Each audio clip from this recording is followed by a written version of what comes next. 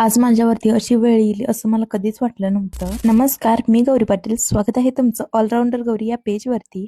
हे माझं favourite chat आहे. माझी आता उद्यापासून एक्झाम स्टार्ट होतीये. त्याच्या आधी आम्हाला कॉलेजमध्ये जिमखान्यामध्ये बोलवलं होतं. कॉलेजचं ग्राउंड मी पहिल्यांदाच पाहते आणि त्याची एक्झाम तर दिली, पण ती कशाची होती हेच मला माहित नाही. याच्या आधीचा संपर्क फक्त क्लासरूम पर्यंतच होता. जो सिलेंडर प्रत्येकाच्या घरी येऊन भेटत होता, तो सिलेंडर घेण्यासाठी आज प्रत्येकाला रांगेत उभं राहावं लागतंय. यावरून एकच लक्षात येतं की कुणाची वेळ कधी येईल हे सांगता येत नाही. आता फक्त हाच मूवी बघायचा राहिला होता. आता मागच्या व्लॉग मध्ये मी सांगितलं होतं की माझे दोन्ही प्रोजेक्ट कम्प्लीट झालेत, पण त्याच्या प्रिंट काढायच्या राहिल्या होत्या. सो मी त्या आज काढल्या. मी काही करायला गेले आणि माझ्या हातातून कांड झालेलं नाही असं कधीच होणार नाही. फक्त एका लोगोमुळे या प्रिंट सगळ्या वेस्ट गेल्या. हे सगळं क्लिअर झाल्यानंतर मॅडमकडे प्रोजेक्ट सबमिट केलं. मला माझ्या फ्रेंडने खायला अंजीर दिलेलं होतं तेव्हा खाल्लं नाही आणि संध्याकाळच्या वेळेला लक्षात आलं तर याची हालत अशी झालेली होती. आणि मला खूप जणांचे डीएम आलेले होते की तुला काय झालं आहे. मला फूड पॉइझनिंग झालेलं होतं. आता मी काहींना रिप्लाय करू शकले नाही, त्याबद्दल सॉरी. मला आज समजलं की फूड पॉइझनिंग झाल्यानंतर इतका भयानक त्रास होत होते.